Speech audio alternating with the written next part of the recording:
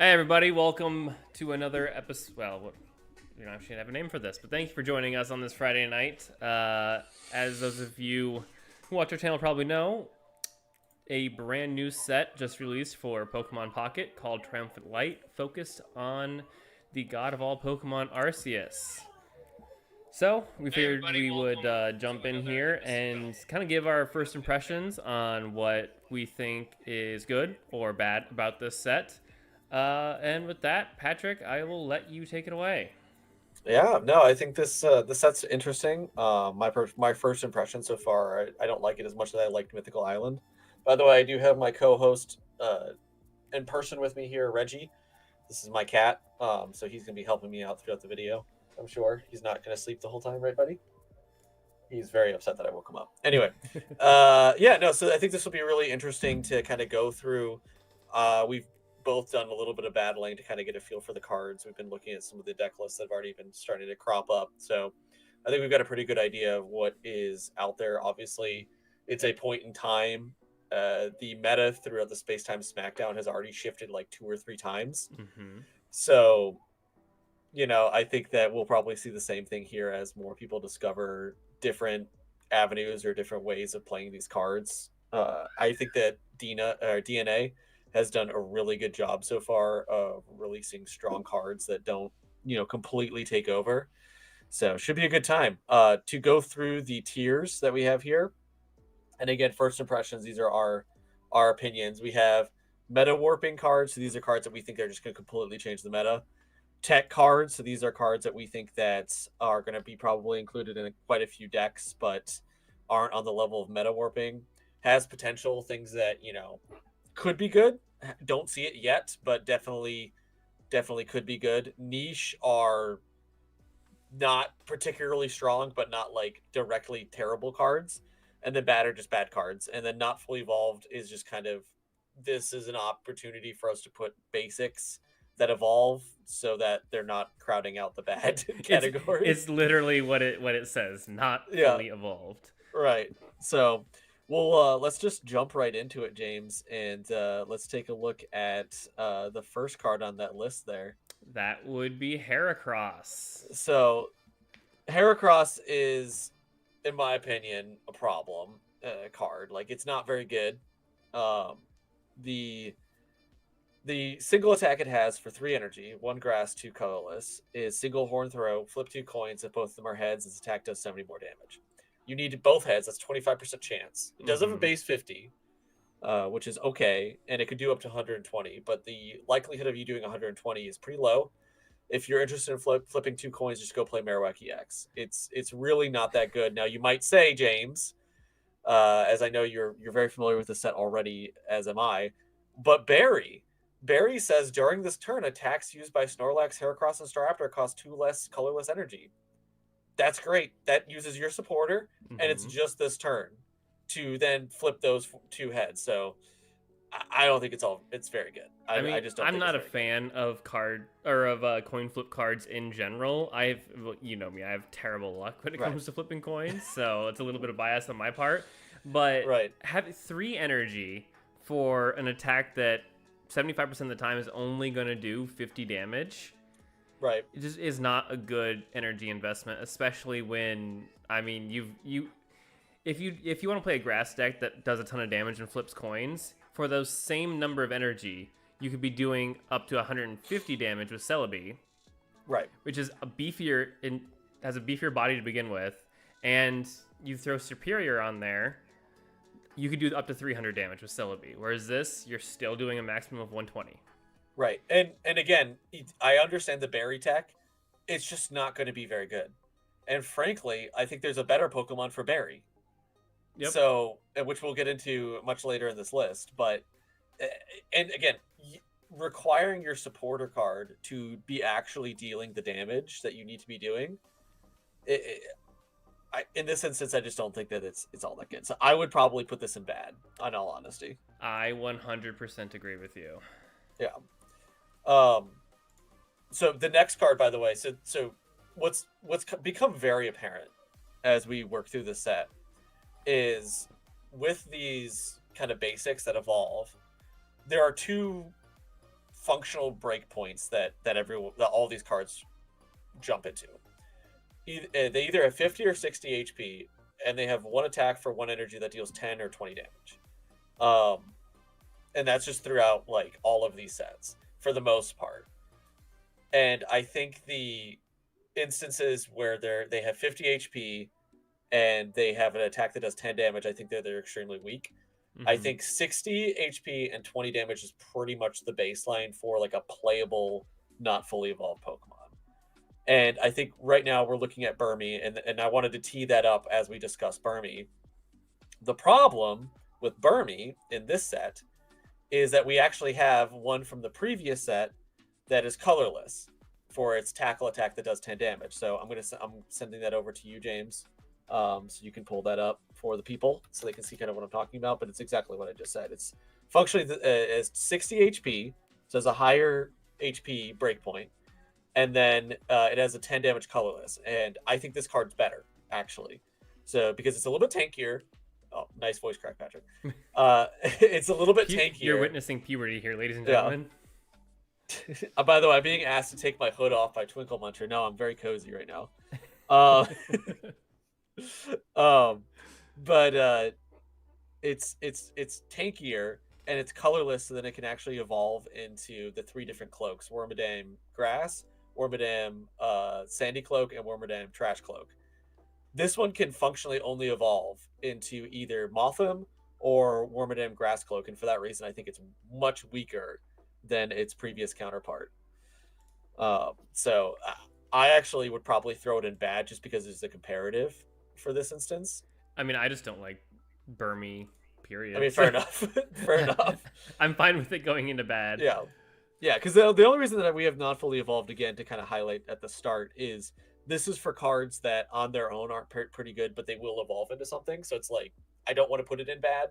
I want to put stuff in bad that has a direct reason why it is actually worse than an alternative. So and that makes a lot of sense. As we get more versions, like we got another version of Pikachu, as we'll see later in this set. So many Pikachus. I know. Mothim is up next. Yes. So up next we have Mothim. So this kind of gets to, I think Mothim's actually being pretty good. So we've been harping on these first 2 cards here. Mothim, as we can see, is double colorless for Gust that deals 50. That's a totally fine breakpoint for a colorless attack. That gives it some flexibility. It's something that we see with the Mega EX right now, where it's a grass type Pokemon, but its attack is, I think it's like 130. Let me check real quick. Mega?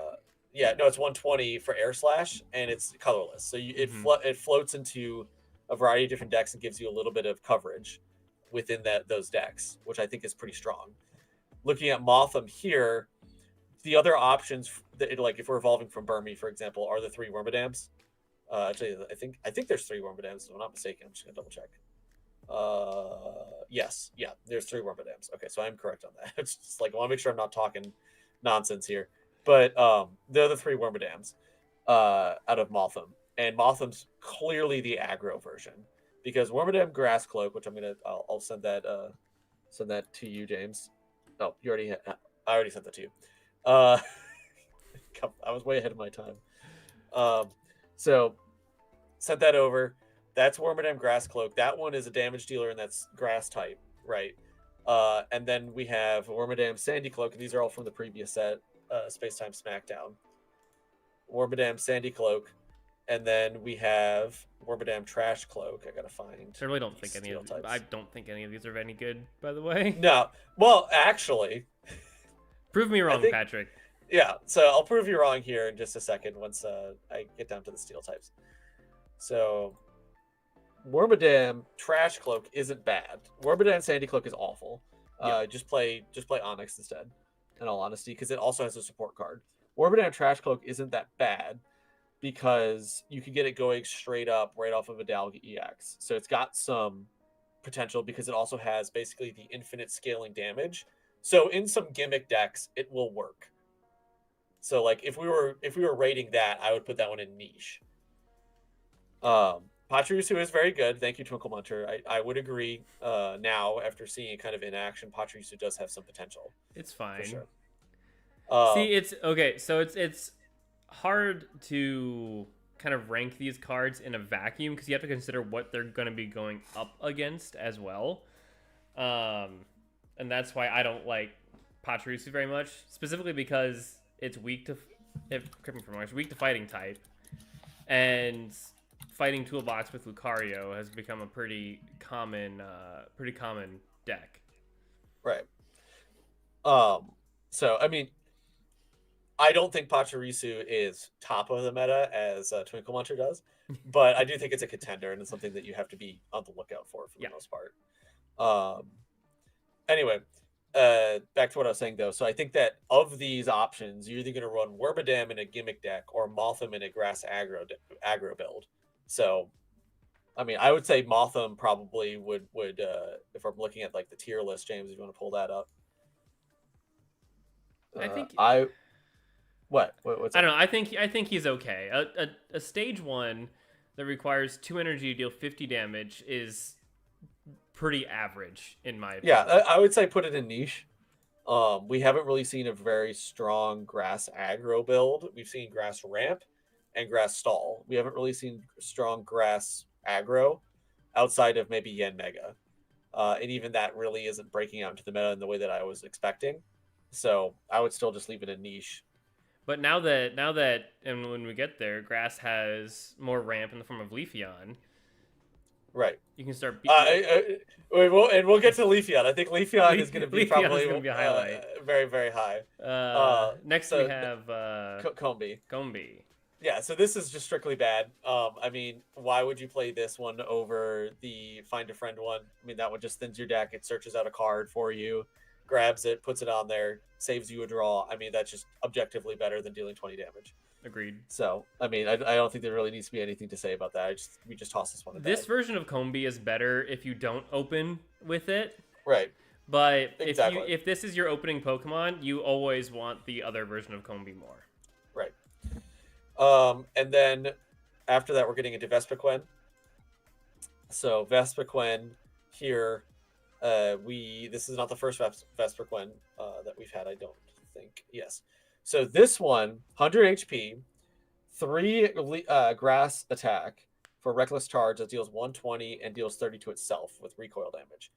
That, in my opinion, is not better than Vespiquen that's same HP, pierce for 70 damage for 2 grass energies. If you just think about the curve here, you put out Combee, which either Combee really, 1 energy, you do its attack, the following turn you evolve and you put a second energy. Now this Vespiquen gets going.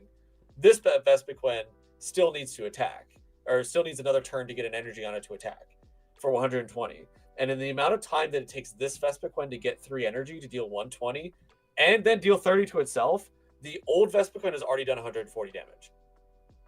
So objectively, this one's, and there's no reason to play this one. Everything else about the card is the exact same. The weakness is the same, the retreat cost is the same, and the HP value is the same. It just objectively does less damage. And does chip damage to itself. So I just think that this one's bad.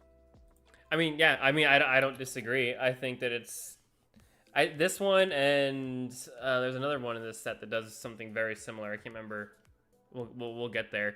It just reminds me of Rampardos, but you know, once again, Rampardos just does it better. If it wasn't a fossil Pokemon, yeah. Since you can't search the fossil cards, I think that. Right. So I would put Vespiquen in bad. I agree. It's just it's unfortunate. A lot of the grass like, Pokemon bad. outside of Leafeon don't. Actually, so we're about to get into some things that are not going to go in bad. So the next up is Cherubi. This one we're just going to toss. Let's just toss it and not fully evolve because it really doesn't matter if this thing's good or not. It's just one of those breakpoints. Let's talk about Cherrim, and we're going to talk about the non-sunshine form. I can't remember what it's called, but the first one. So this one is actually good. I would say this one has potential. So the reason it being is that it's extremely cheap. So it's a 1-price Pokemon, 1 energy cost, does 40 damage, and then confuses. So unfortunately in this game, confusion isn't dealing damage to yourself. It's just functionally the same thing as like sleep, is my understanding of it. But it is disruption. And in a deck where you want to get something out there that's going to wall up, stall out your opponent while you build up something like a Celebi on your bench, this can do that for the grass list at a very, very cheap cost.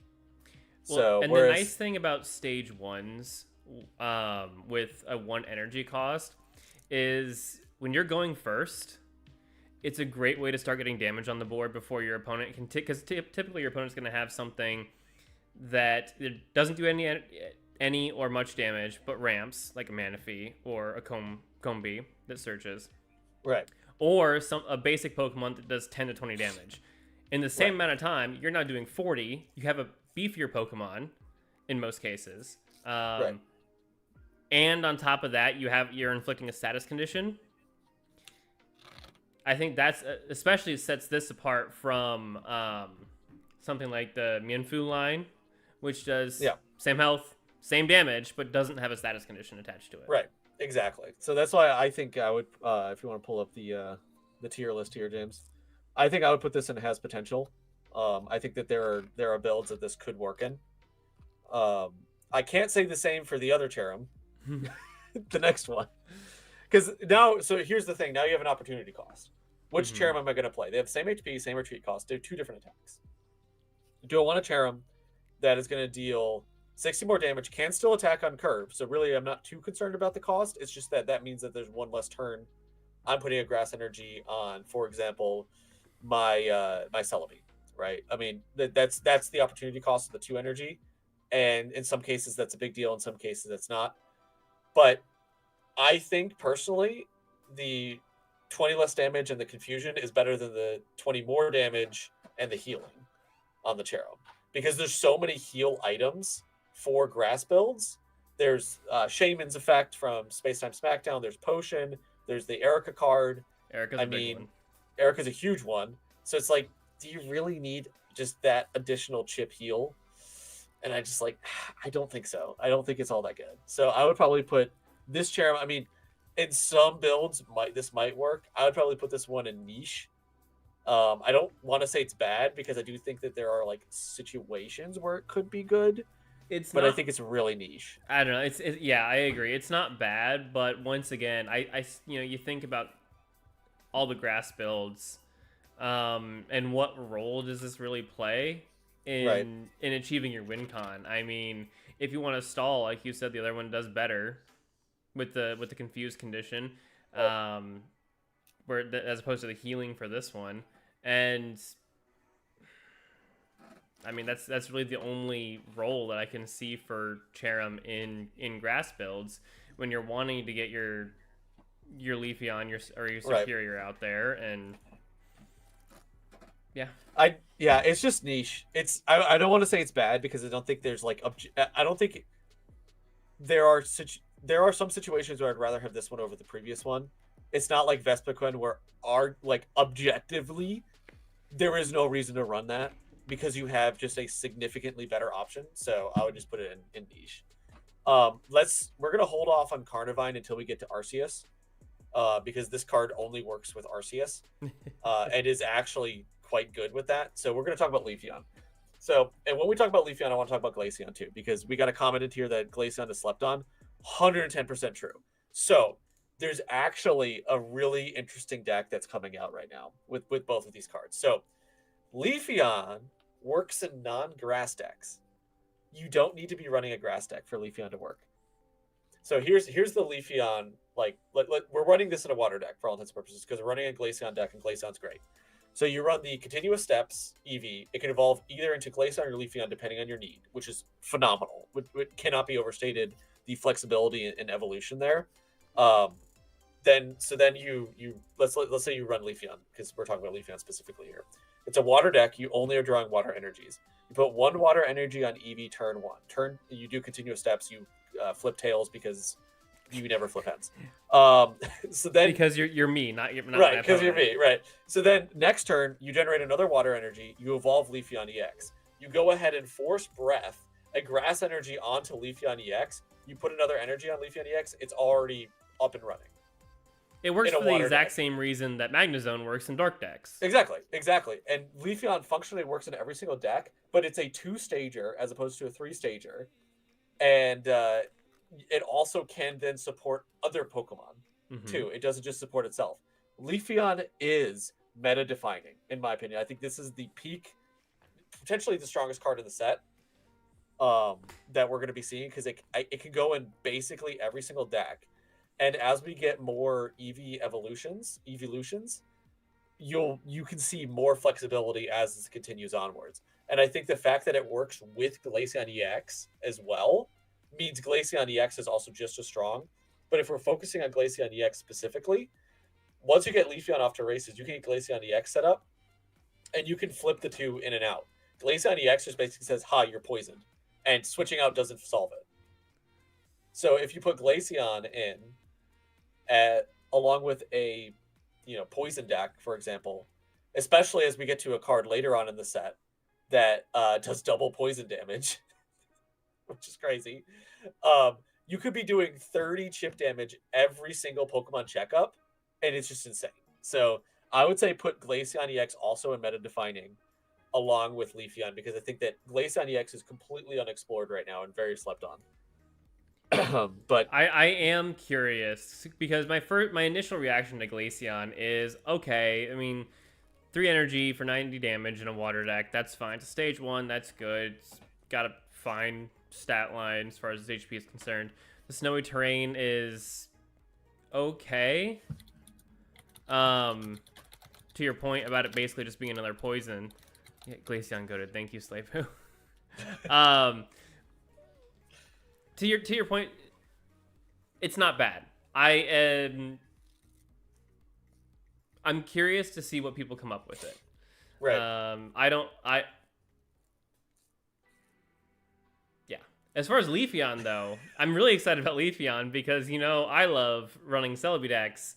Right. And what I do is just get Leafeon out there as my frontline Pokemon while I build up my Superior on the deck. Leafeon takes 2 turns to get running. So then after that, every turn, your 1 free energy goes onto Celebi. You use Leafeon's Forest Breath to get another energy on Celebi. And by the time Leafeon EX gets knocked out, Celebi has, 4 or 5 energy on it, 10 with Superior, and you're swinging for 500 plus damage every turn. Now, it's super unreliable, but it's hilarious to get off the 500 plus damage attack. Right. And, I mean, at the same time, you can keep Leafeon healthy in a scenario in which that you can't keep, for example, Druddigon healthy, because you can use Erica's. And it actually, that brings up another point that I neglected to mention, James. Go ahead and read Irida right now, or Irida, or whatever her name is. She's a supporter card in the set. She's at the very bottom. I know. I lost my mouse. So just go ahead and read that one. It's down there. There she is. There she is. So that one says, heal 40 damage from each of your Pokemon that have any water energy attached. It's not water Pokemon if they just have a water energy attached. So we go back to that previous example I just had, right? So you have Leafeon out in the front. It's a grass type. So you can use Erica to heal it for 50. You're attaching water energies because you're running a water deck. So you can use Irida to heal it for 40. You have potions for 20. This thing's not dying to any chip damage.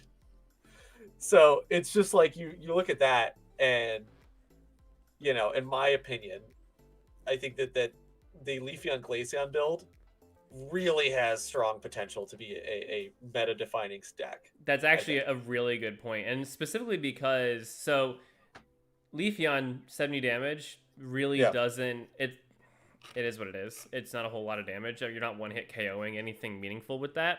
Right. Which means you have to be getting out damage faster than your opponent can, because otherwise you run into things like Rampardos with 1 Lucario behind it doing 150, like a Mew EX doing 150, Charizard doing... How much does Charizard do? Charizard EX? 200. 200. You've got 140, and it's weak to it coming from Infernape. So you have to outspeed these decks, otherwise your healing isn't going to matter, because they can all one-hit KO the Leafeon. But because of Leafeon's ability, if it didn't have that ability, I would honestly argue that Leafeon EX is bad. But well, yeah, obviously, it speeds it up by the power budget's in the ability. Yeah, it speeds it up by an entire turn, and then that's where that's when the healing can actually matter, because your opponent's only able to attack with basic or stage 1 Pokemon that can't one-hit KO, and then you just heal it up, and they make absolutely no progress. Right, and meanwhile, you're now at the point where you are accelerating at twice the speed on turn 3. Mm-hmm. And you've got a thing out there that just won't die. You know, like, that's the thing about Leafeon, especially when you're running into Glaceon, because, so here's the thing, right? Let's say that, and this is why Glaceon's so good in this deck, and why you want to pair the two, is you've got Leafeon out there. Let's say you're facing a fire deck. Uh-oh, Leafeon's taking bonus damage. Cool. Well, I've got Glaceon ready to go. Get in there, KO, you know, because Glaceon's in there doing not only chip damage, but Glaceon has attack for 90. Against fire types, all fire types, it's 110. And that's a big chunk of damage. So, and it's weak to steel, which is not a very well represented type right now. So it's not weak to electric. So the actual counters to that, like, it's not going to be weak to Magnezone. Magnezone can't KO it in one hit. So I think it's going to be really, really strong. I think that's the deck that I'm looking to build personally right out the gate. But conveniently enough, I've only opened 12 packs so far, and I do have a Glaceon and I do have a Leafeon. Nice. So you'll be able to test that out. You'll be able to see how it works. I will. What we were talking about, I want to put Irida up there. Yeah, let's go put Irida and Meta Warping as well, I think. Simply put, right? Every single normal type deck is now going to run water type energies. There's no point in not. Because it just gives you a free heal for everything. It's Erica for water types and for anything that can run water and for colorless Pokemon. Do you think that Irida is enough to strengthen the old Gyarados deck? Bring it back into meta relevance? I don't think their old Gyarados deck is really out of meta relevance right now if I were to check the tiers. It seems pretty rogue just because of how long it takes to get set up unless you get good Misty Flips. Like, it's extremely reliant on Misty Flips. So if I'm looking at the tier list of decks from Pokemon Zone, which is the website we're on right now. The top two top tier decks are Executor and Darkrai, known. The high tier decks then are Charizard, Gyarados, Skarmory, and Palkia. So I think Gyarados is still really strong. Let me see what is running right now, what they're recommending. It's the same build. It's the same build it's been since Mythical Island. So, I mean, it could be good, but I just don't know what you'd replace. Are you replacing something from the Greninja line? Are you replacing your Druddigons? Are you replacing your Pokeballs, Leaf, Misty, Professor's Research? I mean, it's just such a tight list at this point. No, that's a fair point. I don't have Greninja or Druddigon, so... Yeah, so, I mean, but in that case, yeah, why not run Irida? You know, or Irida, or whatever her name is. Yeah. I think it's Irida. It's Irida, yeah. But, so it's going to get hosed by Mr. Chomp. Carp gets one shot. That is a good point. And we'll talk about Garchomp EX and how good it is here in just a little bit. Yeah, no, Garchomp EX is very good. But we'll get to that in a second. I think we've spent enough time on the two Eons Pokemon. And we'll get moving on. Now we get to the best Pokemon line in I was just Houndour belongs in Not Fully Evolved. And this Houndour actually, he is adorable. He actually starts. Let's call the list a little bit. He starts the 60 HP, 20 damage for 1 energy. All of these Pokemon should be going in the Not Fully Evolved. So we got to toss Houndour. We got to toss Marill. We got to toss Snorunt. I'll just go down the list. I'll wait for you. I got it. Zoom in to see these. Marill, Snorunt. Then after Snorunt, we got to toss in Electrike. It's that one's one of only 4 of those. And then we got to toss in Fampi. Okay. Yep. Okay, this is a really good art though. I love the yarn style card. I just want to look at this real quick. I love the yarn style card arts. So, do you actually know which set that's from? Isn't it from is it from Southern Islands? So this one is from Lost Thunder, which was released in 2018 as part of the Generation 7 set. So I did look a lot of these up in preparation for some of our card art videos that we do. I was gonna say you would know better than I. I thought that a whole bunch of the yarn artworks came out early on. They did too. They did a lot. They've spread them out quite a bit. So they actually did release a lot of arts from Generation 2. This Larvitar, I believe, is from the E-card sets. Let me see. It's exactly. I'll tell you in a second. Larvitar is from Expedition. This is the Expedition Larvitar artwork.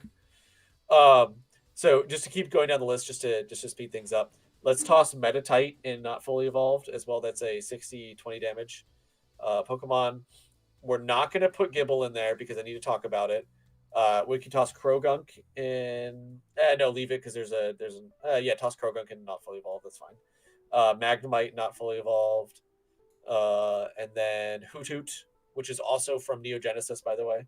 Yes, it is. I noticed that. I noticed that one immediately. Let's I ran a deck Starly with it last night. Yeah. Hold on 1 second. Let me check Starly real quick.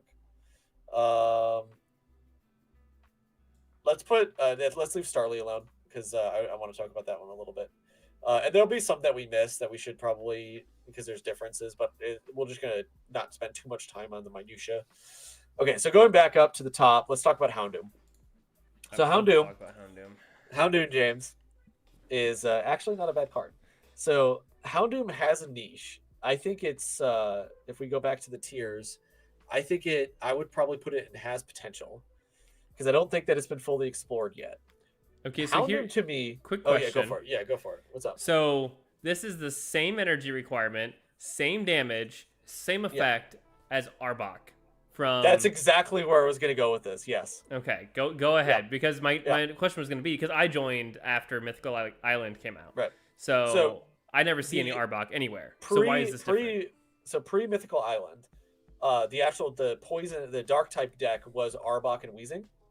So and some of the rationale was that you bring in Weezing and you go ahead and poison, and it's really, really cheap to do so. It's actually free. Mm-hmm. So you could actually go ahead and poison, and over the 2 turns that you're leveling or evolving Weezing, you're actually getting Arbok going. You're putting energy on Arbok, you're evolving on your bench. You then Koga to quick, easy, for free, bring your Weezing out, send Arbok in, Arbok corners, locks that Pokemon in, and they die from poison. So, because the only counter to poison is to switch out or evolve. And, there was so many stage 1s or basics running around at the time that there really wasn't the evolving option. So you usually just want to switch out, but Arbok corners you and locks you in so you die from the poison.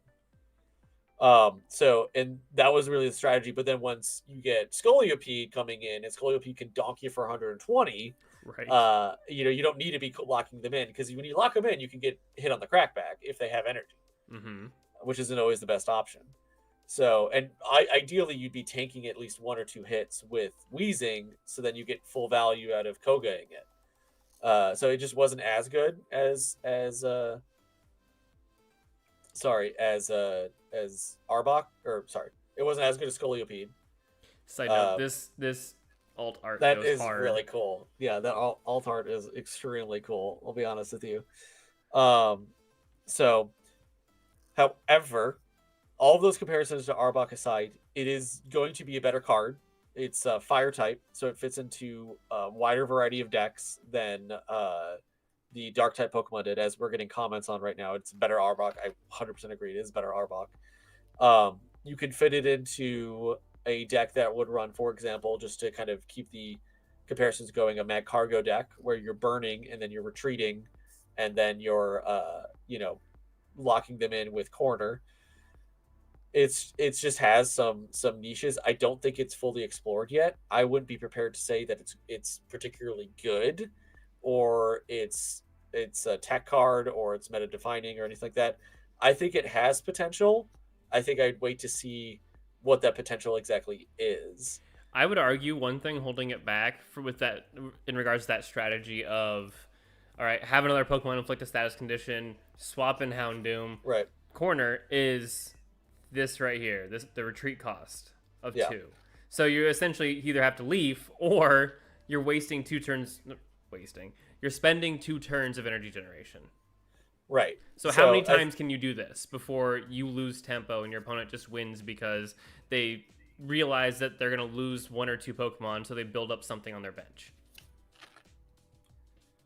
Yeah, and I mean, and here's the other thing, right? So corner does 60 damage. If you're trying to kill some of the openers, I mean, you look at Manaphy, for example, classic from the last set. That is 50 HP. You're killing it anyway. Yeah. Locking it in isn't going to really help you out. So I think it's definitely got potential. I think it's a very interesting card. I just don't think yet it's been realized. So I would put it in. It has potential. Has potential, and I want to see if I can get this off my wall and show everybody real quick. So Patrick here is something of an artist. You showing them my painting? This is what he made me our senior year of college. Okay. This is the beautiful Houndoom that I have hanging behind my computer so that I can see it every day. Yeah, I've done quite a few paintings of stuff like that. It's fun. It's pretty good. I don't think I did. I think you did an all right job. I think you did a great job. By the way, I'm getting comments on my gangster setup with the headphones over the hoodie. Yes. So we see what we didn't touch on yet is the reason that we have a YouTube channel is Patrick has a failed rap career. Yeah, actually. So it's don't we're not going to talk about it. Don't look it up. You'll never find anything on it. It's been scrubbed from the internet. Nothing's ever truly gone. So we'll just keep this rolling. Speaking of Pokemon with the exact same stat line. Yeah, I think Azumarill's just bad. I 100% agree. I mean, there's so many things that you could run that are different that would be more effective. If you are starting the game, it's fine. It's not a very expensive 60 damage attack, but it just it's a waste of energy investment. Well, I mean, what I would rather run for like a water type comparison, right? Let me just pull out this just randomly out of nowhere. Lumineon does 50 damage to one of your opponent's bench Pokemon. Better. You want to know what's funny? Because I don't have Mythical Island Vaporeon, I don't have Greninja, and I don't have Druddigon, I actually run Lumineon in my Gyarados deck just so I have another set of water Pokemon in there. Right. I mean, it's just there's really no reason to run this thing. I mean, there's no secondary effect. It's not special in any particular way. It has a 2 retreat cost. It's not very good. So we'll just put it in bad. Barboach. And then, Barboach, toss it in bad. I mean, this is 2 energy for 30 damage. I'd rather run Marill, 1 energy for 20. And we just said Azumarill's bad. Absolutely terrible. By the time, chances are, by the time you have enough energy on this to attack, you're gone. Right. Because, I get the same amount of damage for 1 energy on and more HP on Hitmonchan. Also, as a complaint, toss Whiscash in there as well. We'll talk about that in a second. But as a complaint, it should not have the electric weakness. It should have a grass weakness because it's actually immune to electric types. So that just frustrates me. But I know that they can only do electric or steel for water types. But it just is what it is. Okay, so Whiscash. So for water energy, only good if Barboach does look cool. I'll be honest. Getting a comment about that. Barboach does look cool. It's just not very good. If we're evaluating these on their art, Houndoom would be top tier. Oh, 100%. But Whiscash for energy period. For 80, potentially 140, and also potentially just dealing 20 to yourself. Why would I run this? Is always the question I have. For 4 water energy, only if you're hitting Misty Flips is this good. I toss it in bad. Well, and you're also wasting your Misty Flips because for 4 water energy, you could have Gyarados. Yeah, you could have Gyarados up and running, and that's a guaranteed 140 damage, also stage 1. You could have Palkia up and running. You could have Glaceon EX, which we already talked about, up and running. It's just not very good. So, next up we have Frostlass. Frostlass, I think, should be a niche card. The problem I have with Frostlass, so it's 2 damage attack. Blizzard does 40 damage to the active Pokemon. Does 10 damage to each of your opponent's bench Pokemon. The utility in Frostlash, because you have to ask yourself, we looked at Azumarill earlier. Why am I running this over Azumarill? Azumarill does 60 damage to the active Pokemon. Well, it's that 10 damage to each of your opponent's bench Pokemon, which tells me this is the focus of the card. That's why you're running it. And if that's why you're running it, why aren't you running Spiritomb? Yep. It runs faster. I think it has more HP, right? It's got 100? Yep. It's got 100 HP. I think is it 100 HP? It's either 100 or 80.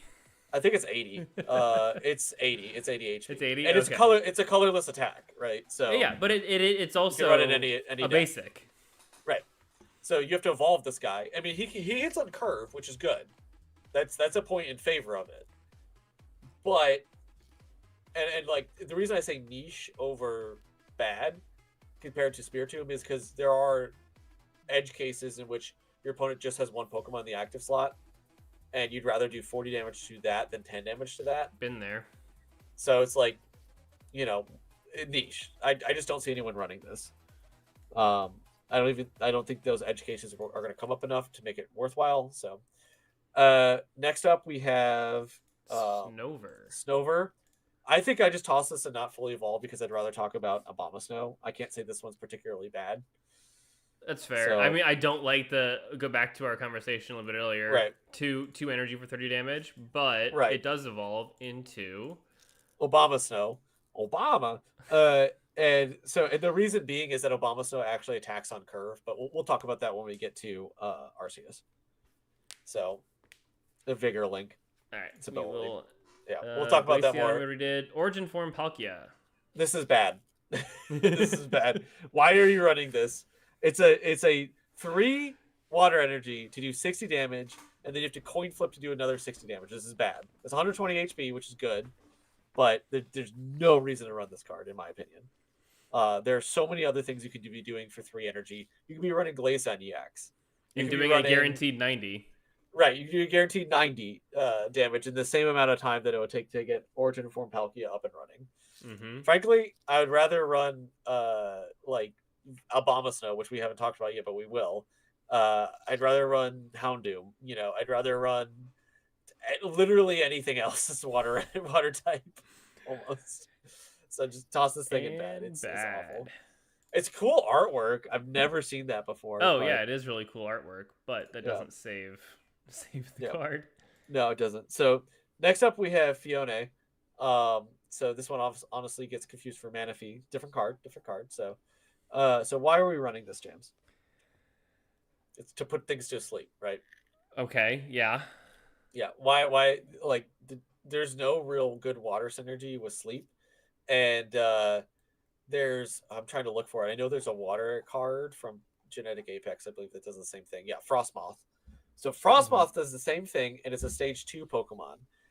Frostmoth, in my opinion, is better because it starts off with Snom, so at least turn 1 you can get 10 damage. With Fiona, you can't because you have to attack. But otherwise, Frostmoth has 30 more HP, is weak to Steel, which is a less common type than Electric is. And if you want to, let's go ahead and toss this up, actually. Let me get a copy link. Yep, send it to you. Yeah. That's Frostmoth. And Frostmoth actually saw play for that reason. I think the fact that it's a basic, I don't think saves Fiona here. Honestly, I think it hinders it because every card has a power budget based on what they are, whether they're an EX, a basic, stage 1, or if they're a basic that doesn't evolve, they're going to have a higher power than a basic that does evolve. So you can only put so much power into Fiona here. Right. Frostmoth has a higher power budget because it's a stage 1 Pokemon. Yeah. So and Frostmoth doesn't see any play right now. So it's all play back in Genetic Apex. It doesn't see any play right now. I think Fiona's going to see no play, and frankly, I'd rather run Frostmoth. So we'll just toss that. Straight to bad. Start that in bed. So Pikachu. So this one I think has potential. So this is the 4th Pikachu we've gotten. So the only other Pikachu that I think compares to this one is the Mythical Island one that is basically Pikachu EX Light. Yep. But this one does spread damage. This is electric type Spiritomb. Budget Spiritomb, because it only does damage to one of them. But still, this allows Cyrus to be live. Well, and that's the big thing. If it weren't for Cyrus, I think an extra 10 damage to a Pokemon on your opponent's bench is just one Pokemon is really nothing to write home about. But the existence of Cyrus makes being able to do any amount of damage to your opponent's bench extremely valuable. Right. So, I mean, in this instance, let's say for all intents and purposes, you have Magnezone getting ready on your bench, just picking another electric type Pokemon. You send out Pikachu, you spark, you tag something that you need to kill, like a Gyarados, for example, that's maybe had a little bit of chip damage on it, or you have a Rocky Helmet, so when you bring it out, it'll kill itself or something like that, right? Just pulling a Pokemon out.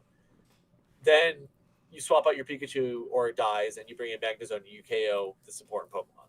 Palkia would be a better example, personally, because I think that you actually would just straight up kill it. But like that's the utility of Pikachu. So I think that this thing has potential. I think it has potential just to run as a basic Pokemon. You don't even need to evolve it. Yeah, I completely agree, especially because I haven't looked at At Raichu? the Raichu in this list, but the Raichu in we have previously requires 3 energy, so you've got a dead turn in there somewhere.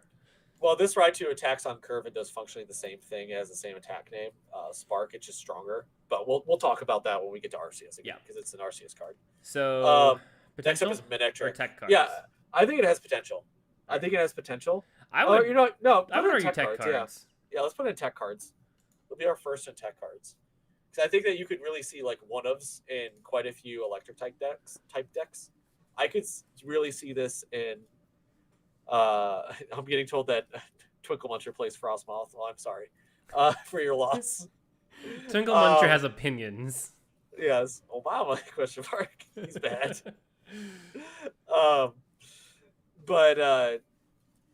Yeah, I could see this being played as a one-of. Honestly, I could see this in a Pachirisu deck where you want to be tagging stuff for your Pachirisu to KO.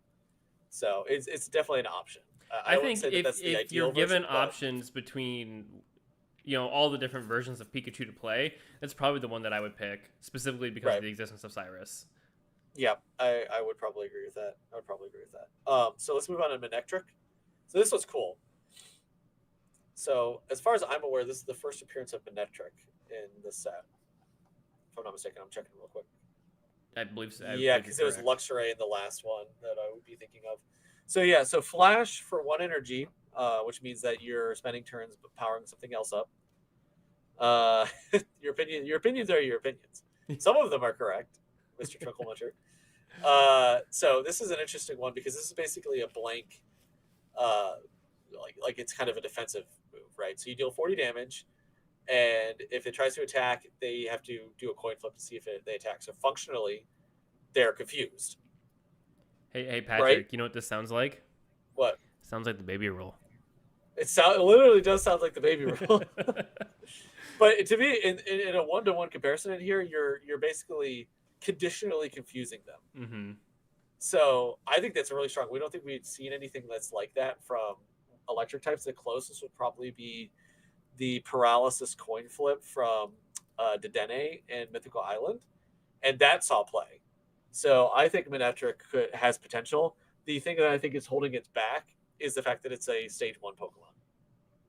Yeah, well, and I also like the fact that it has it's a 1-cost attack, because Lightning right now really lacks any form of ramp, and they've got a lot of Pokemon that need 3 or 4 energy to attack. Obviously, Magneton can ramp itself, but it can't ramp other Pokemon. Not without Dawn. You'd need a Dawn. Right, which that's another card, and you're only moving 1 energy. So I mean, I guess technically you could Lieutenant Surge onto a Raichu, which was done early on in Genetic Apex and Mythical Island. But it is Pokemon specific. Yeah, it's Pokemon specific. I think it's Pokemon specific to like Raichu and like Electrode or something like that. Yeah, it was only ever used for Raichu, so I don't remember what the other ones were. But yeah, no, I think Manectric has potential. I think we would really need to see something that appreciates these extra turns more. That it's buying you, so is what it is. But I think it has potential. Yep, okay. We'll put it in has potential. Cool. So next up we have Clefairy and Clefable, if I'm not mistaken. Yep. So we've already seen these, and these are bad, both of them, because the original, which I will send you a link for both of those. Both of them attack for 1 energy apiece, which is really cheap. And they have 60 and 100 HP. I mean, this Clefairy you're seeing from Genetic Apex is at that 60-20 breakpoint that I was talking about earlier. So, very standard. And then Clefable 100 HP for 40 damage, also pretty standard. I mean, other cards that are like that are, you're going to be the regular Starmie 90 HP, 40 damage attack for 1 energy, like things like that. Pretty standard, fairly strong, and this one's just arguably worse. There's no real reason to run it, in my opinion, because you are wasting a turn on Clefairy, in which it could get knocked out easily from like an opposing Skarmory, which is a very strong deck right now, so you have to be accommodating for that. And then you have Clefable and Moonblast for 3. It's already dead to Skarmory by this point, but it does blank damaging attacks.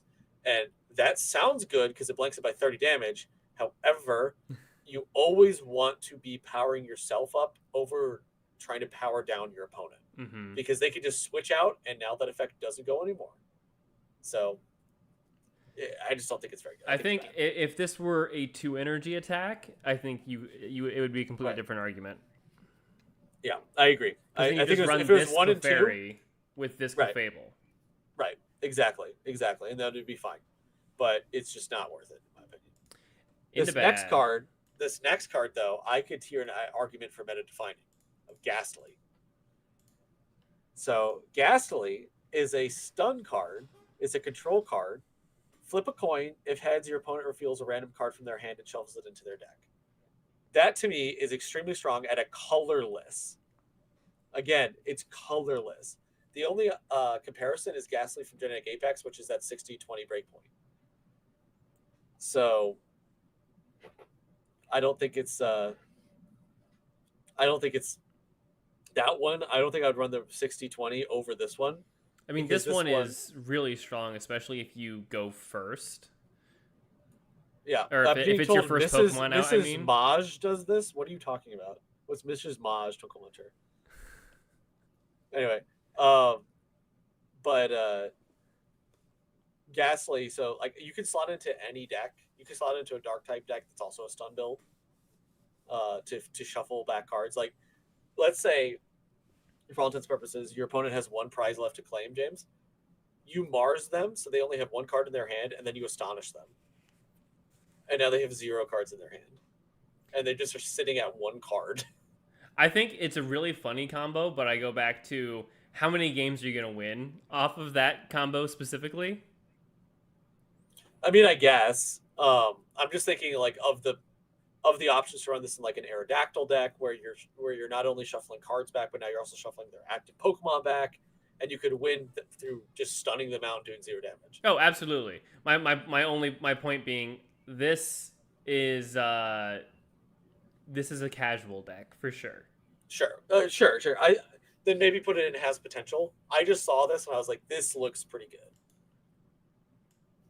I think it definitely has potential because it's colorless energy to attack.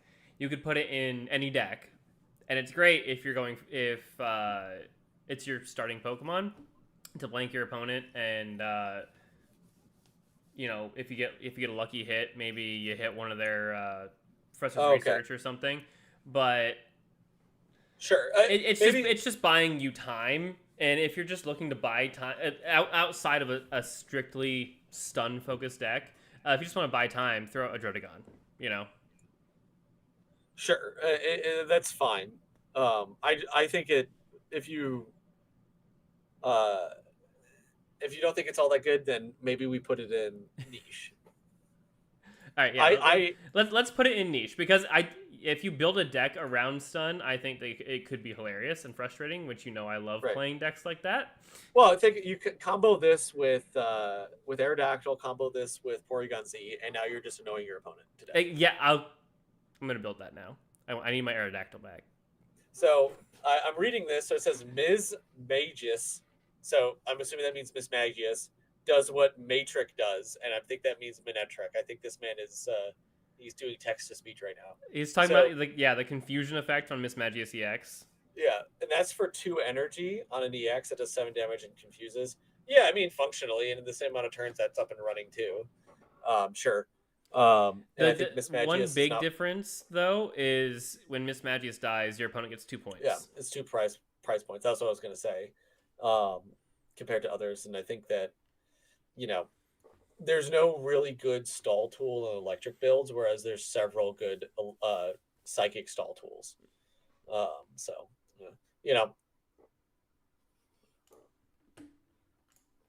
On So, Haunter. okay. Haunter, Mumble 40 damage for 2 energy.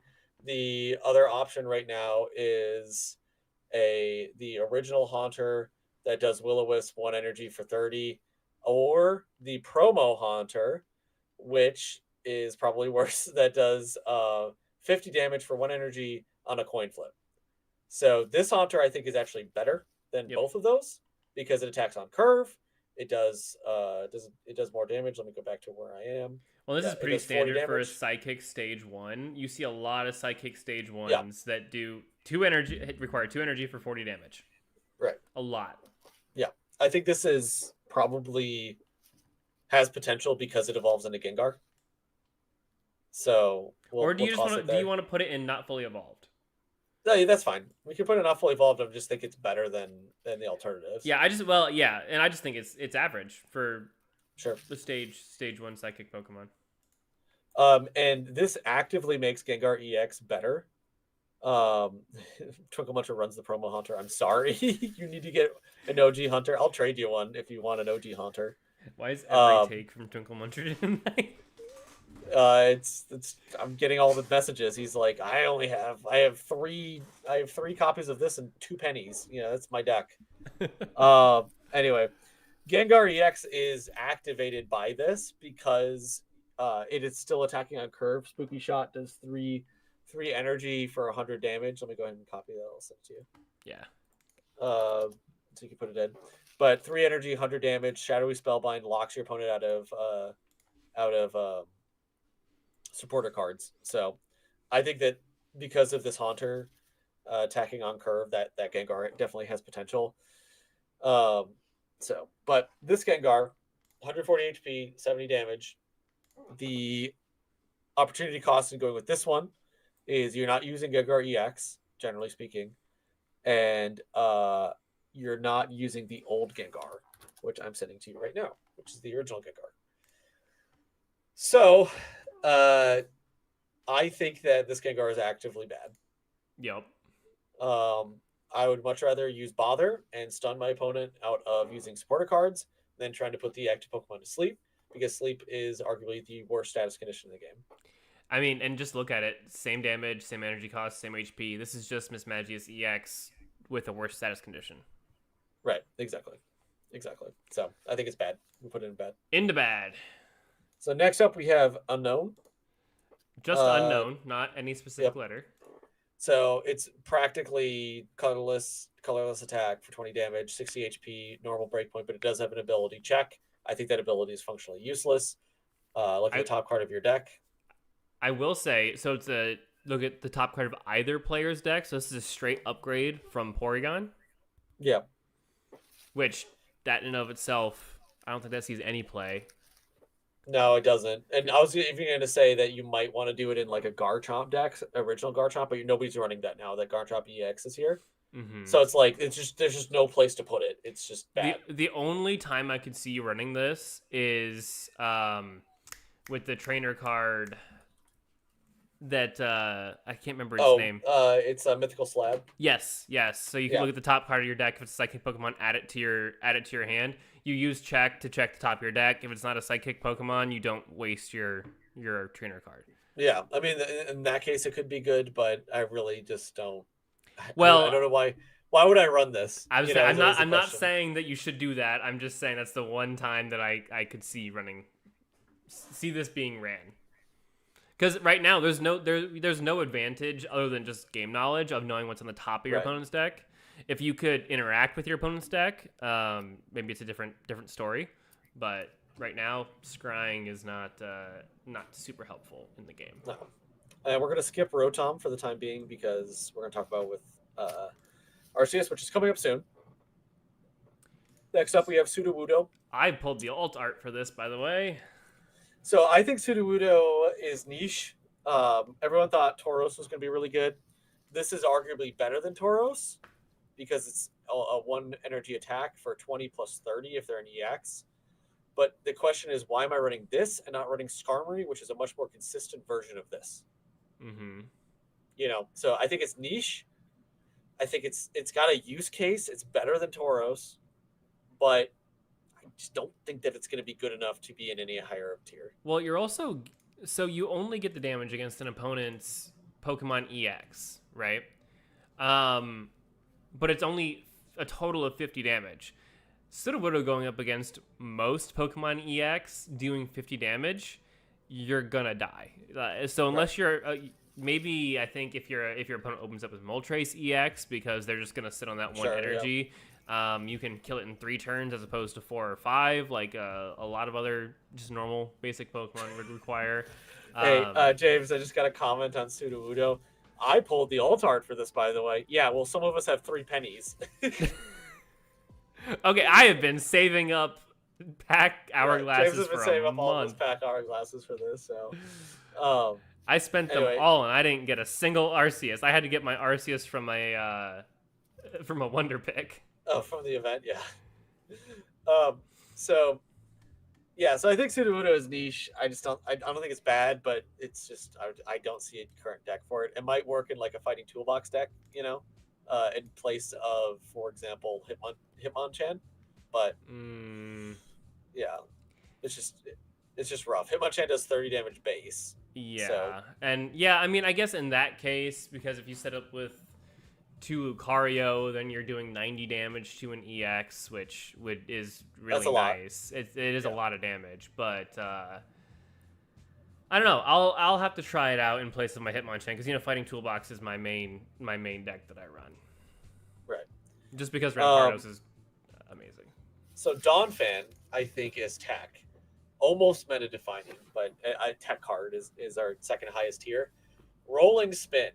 So 3 energy, so it's not attacking on curve, which is to keep that in mind. So that's like 1 knock against it, which is why I keep it on meta defining. But rolling spin, next turn it does 60 additional damage. It's a 1 prize card. It is functionally the fighting type equivalent of, my opinion, of Togekiss, but it's a stage 1 instead of a stage 2. And once this thing gets rolling, funny, it's doing 120 damage every single turn. I think that's pretty good. Agreed. I mean, I saw this and immediately thought of Togekiss, and yeah, the trade-off of it being a stage 1 is that it requires 1 more energy. The big thing that concerns me, once again, is fighting type doesn't have ramp. So you are going to have a dead turn here. Unless you set it up on your bench while walling up behind like a Druddigon or like a Hitmonchan or something that can attack immediately. Yeah, and that's kind of what I'm feeling is that you wall up behind a Hitmonlee, right? Yep. A Hitmonlee specifically, you snipe something on the bench, you Cyrus bring that in, Donphan's getting leveled up on your bench. Meanwhile, you're evolving into Lucario, and you send this thing out with 2 Lucarios. This thing's doing 160 damage a turn. And you only bring it in after Hitmonchan goes down. And if you don't want to do 60 damage to whatever's out there right now to kill it on a revenge kill, you bring something else in that Hitmonchan was sniping with Cyrus. So I think there's quite a bit of use cases for this thing. It's probably not as strong as the top contenders like Leafeon and Glaceon, but I think it'll be pretty good. Yeah, I agree. And I didn't think about the Hitmonlee edition. Yeah. I agree with Twinkle Muncher. All fighting types, you have to consider Lucario exists, exactly. And that's 100%. The difference between Togekiss and this, is that you have support that's really strong on the bench for it. 100%. In a way that matters. Like, Gardevoir does not matter for Togekiss. No. And that's like really the premier psychic support. So I did get asked if we've ranked rubbish. We have not yet ranked rubbish, CN Railroader. So moving on, I'm going to say Larvitar and Pupitar are both bad. Both don't attack on curve. Both attack for relatively low damage, so I just think that it's really they're getting the shaft. I completely agree, and once again, they are part of the fighting type, which has no ramp. There's no ramp. There's nothing to actually help it. I mean, the fact that they're colorless is nice because maybe you do something with Magneton or something else that allows you to put extra energy, but now you're just adding complexity to something that you really shouldn't be. If a combo requires more than 3 cards, it's not consistent enough to be considered competitive. Right. So next up is Nose Pass, 80 HP tackle, dealing 10 damage for a colorless attack. This is in contention with the previous Nose Pass, which is 70 HP, 2 colorless energy to do Ram. I think this is better. I would put this in niche. I'll send you the previous nose pass. Yeah, I was about to ask that.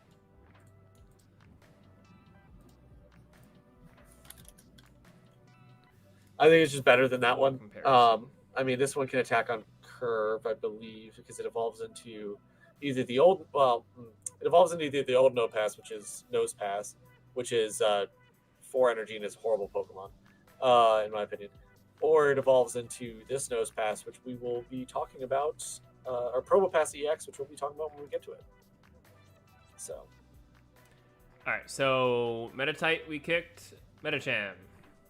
Metachan, I think, is funny because it's 1 energy, coin flip to do 80 damage, which on average does 40, which is pretty low, but you have that opportunity.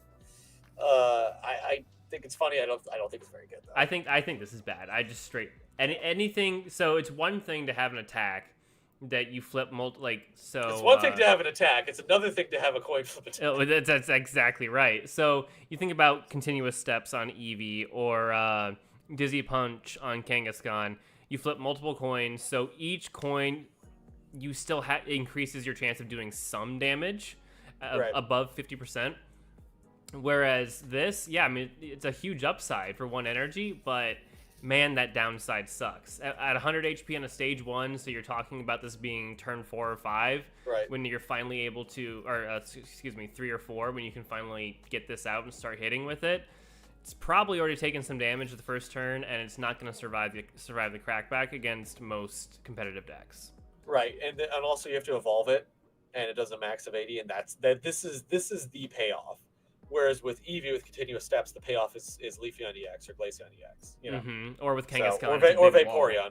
Right, exactly. So you're really not playing it for the coin flip attack. You're playing it for some other reason. And Metachamp, you're playing it for the coin flip attack, and that's bad. Yep. So. Moving on to even with Lucario, this is bad. Oh yeah, because Lucario's effect doesn't matter if the attack doesn't go through. I believe it actually does because you do 0 damage. Wait, hold on a second. Oh no, never mind. This attack does nothing. Does nothing. So I think you're actually right. It doesn't actually. I would like to test that. I mean, we can try it. I don't have a Metacham. I thought I did. I don't. Idea. We could try it sometime. But okay. Anyway, moving on. We'll move on to Gible. So Gible here, fighting. 1 energy, 60 damage. This is in comparison to the Dragon type Gible, okay, which does the same thing, but has no weakness. This is a bad card, purely because you can use the Dragon type Gible, which I'm gonna send that to me. you.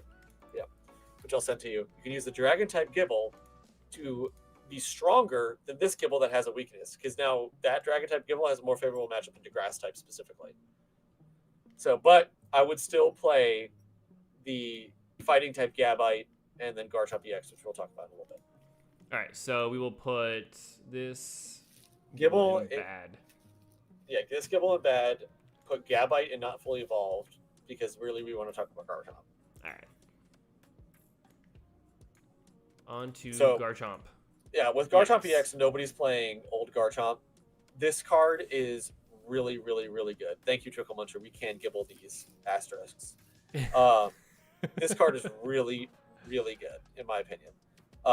Linear attack, 50 damage to one of your opponent's Pokemon for 1 energy. So you only ever have to sit on 1 energy for this card, by the way. All of its Pokemon require 1 energy. If you ever get 3, you could do Dragon Claw, but you don't need to. And it does 50 damage to any of the Pokemon. Mm-hmm. Very strong. I think this is going to be a fairly good Pokemon. I don't think it's meta-defining, but I think it's a tech. I think I would put it in 10 card level. I agree. I think it's an alternative for boss Pokemon for a fighting toolbox deck. Yeah, exactly. I think that you could slot this in with, Hitmonlee, Hitmonchan, Lucario. With Lucario, this thing starts doing crazy damage. Oh, 140 damage. I think it works with Cynthia. So it does an additional giant chunk of damage off of that too, I believe. I'd have to test that because it says by your Garchomp or Togekiss, but a lot of other cards specify like Arceus or Arceus EX. Mm-hmm. So I'm not exactly sure. We'd have to test that. There's one way to find out. Yeah. So next up, Zubat. Well, Zubit. So Which I think. Do you actually want to talk about that one? Yeah, I do want to talk about this one. Right. So Zubit, the opportunity cost here is that you're not running the old Zubit, right? And the old Zubit, yeah, I'm going to send you it. So this Zubit is better, and I'll send you the old Golbat as well. I like this art better though. The old art for Zubat specifically. Yeah, the old art's pretty nice. So for this Zubit does 10 more damage for the same cost because you're running it in a dark type deck, and we'll get to that in a little bit. But same Zubit, it's got the same HP, but does 10 more damage because it's not colorless anymore. Because you used to run, actually, this Zubit and this Golbit in a fighting deck as a way of countering Psychic-type Pokemon. So as a tech card. The Zubit, I think, I would just put in not fully evolved. All right. Because it's better. I would put this Golbit, in bad because I'd rather run the old Golbit, which has 10 less HP but 10 more damage on its attack. Completely agree. So I'll just put that in. I would put that one in tech. Yeah, I kind of want to put it in tech card because we're going to put Crobat pretty high. Well, I mean, it's bad compared to what compared to an option that we already have that you can actually use. So I think putting this Golbat in bad compared to this one makes perfect sense. Sure. And I cannot wait till we get to Crobat because I'm so excited for this Crobat card. This Crobat is going to be so strong. And we'll get to it once we get to Arceus because we want to talk about all of those at once. Yes. So Toxicroak. I sent you Croagunk and Toxicroak just to kind of point out the old Croagunk. This Croagunk's arguably better because this makes it so you can attack with Toxicroak on curve no matter which one you run. So. Oh, the Croagunk is better. Yes. This Croagunk is better. I have a Toxicroak deck. And I have already swapped out the old Croagunk for the new one. Yeah, exactly. I mean, and that's why it's a not fully evolved instead of bad when we're looking at comparison there. Yeah. So Toxicroak. I don't like this Toxicroak. This Toxicroak is interesting because it basically does double damage on poison, which is pretty strong. But why? Again, is why am I running this? I like the old Toxicroak because it does up to I think 160 damage. Yeah, 160 damage for 2 energies. So on average it's doing 80, which is pretty high. But if you're looking for that poison effect, why aren't you running Weezing? Weezing's just better. 100%. And here's the thing. I would completely change my tune if it had no retreat cost. Because then you bring it in, you Toxic, you retreat it out the following turn, and you could bring in something like the Houndoom that we talked about earlier, or in this case it would probably be an Arbok because you're running a dark deck. And corner it, and it's taking double damage every single turn, and just repeat that whole process. But I think Toxicroak could have a place in like a Scoliope deck, but again, I just get to the point where I'm like, why am I not just running Weezing? And once again, because the whole thing with Weezing is Weezing does have an expensive retreat cost for what it is, but Koga gets around that, but you can only do that twice. So but you only need to do it twice usually in my experience. Yes, but it also requires you to have Koga in your hand, and since the game doesn't have searchers for trainer cards yet, you have to hard draw it. So again, if this Toxicroak had no retreat cost, 100% I think replaces Weezing in that strategy as well. Yeah. So anyway, I think we just toss it in bad for now then. Yes. We can talk about how to make the card better, but that's not the reality of what the card is. Right, exactly. So next up we have, because we've already thrown Magnemite and not fully evolved, we have Magneton. So this one is interesting. It's the first steel version that we have in the deck. However, here's my problem with this. Why am I just not running Genetic Apex Magneton over this? Right? So think about it. Think about it with me, right? So we put this Magnemite in. If you're running Magneton as the steel Magnezone, sorry. Magnezone, the steel version, so you're running steel energies. I'll put this Magnemite in.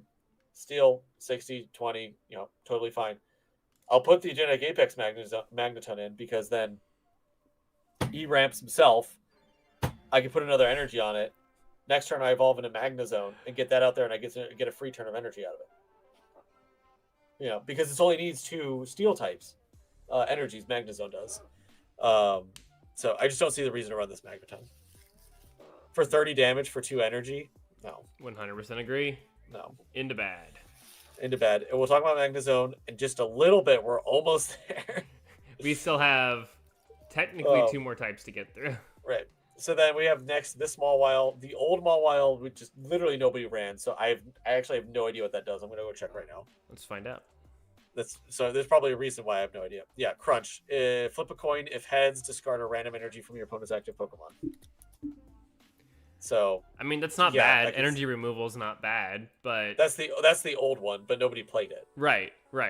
And then this one is Iron Beam Breaker.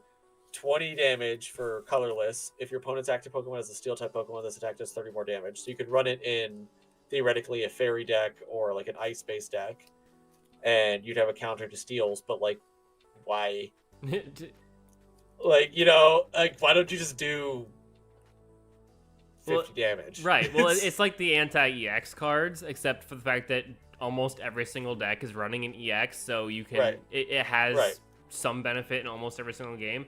You're gambling that your opponent's running a steel deck, and if your opponent's not running a steel deck, this Pokemon is useless. Worthless. Yeah, why am I running this? Is always the question I have. Why don't I just run something else? Mm-hmm. So this is bad. This is bad. Probopass EX. So this evolves from the whatchamacallit, the Nosepass. So this is we're not even going to talk about the old Probopass because one's an EX, one's the other thing, and the other one sucks. So yeah, completely leave different. So the problem with this is that it's steel. It requires 3 energy. There's no real form of ramp. However, except for Dialga, right? Except for Dialga, which is a real issue. But I think there's a use case for this. I think it's niche in my opinion. 90 damage for 3 energy. It's not bad. And you take 20 dust damage for attacks. You could combo this with Adaman, which then makes it so all of your Super type Pokemon take 20 less damage from attacks as well. So you take 40 less damage. But that's assuming that your opponent's attacking you, that turn. They might not be. So, I mean, it's just, I'm struggling with this card. It exists. That's just my opinion. It exists. I mean, if you're really looking for something that's a steel type Pokemon that takes reduced damage, I would run what's the other fossil Pokemon? Melmetal? Well, I'll just run Melmetal. Well, true. Or Bastiodon, yeah. Bastiodon, exactly. yeah. Because I mean, Bastiodon's better. Minus 100, yeah. The only problem is it's a fossil Pokemon. You can't search trainer cards. You can't search fossil cards. So, but yeah, this card exists. I see no real reason. I don't I'm see a deck. being informed that hey, stop the presses. I'm being informed that Weedle is the best card. Weedle is the best card. Or yeah, Beedrill is the best card. Weedle. I've been informed Weedle is the best card by a guy in the chat. So explain. I don't know. I'm sorry. I'm gonna need your source on that one. Source? All right, so I think Probopass can go. Yeah, I kind of want to do. I want to do this. No, what do you want that's to do? not what I wanted to do. I want to do. We're adding a road just for Probopass.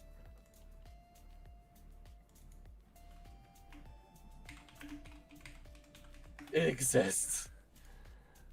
That's what I've got for Probopass. It exists. It's a card. We now have the card. I have the card. Fair enough. So next up we have Bronzor. And it's friend Bronzong. I think these are new. I don't think we have a. Oh no, we do. Okay. So I'm gonna send this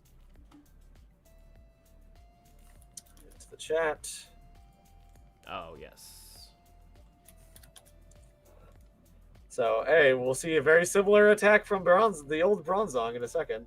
Oh, yeah, shit. I mean, I think because of the extra energy cost, I think these are pretty comparable power-wise, like basically the same. Yeah. So the thing with this one, and I think these are niche because they are colorless. So you can fit them into what I call a potpourri deck. Is you have a bunch of different color cards, and they all have colorless attacks.